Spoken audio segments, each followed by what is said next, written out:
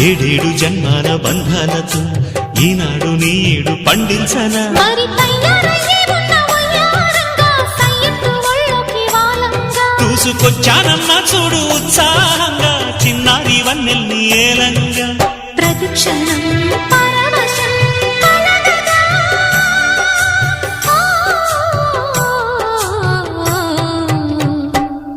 మనసా పలకవే మధుమాసపు కోయిలవై చెలిమే తెలుపవే చిగురాశల గీతికవై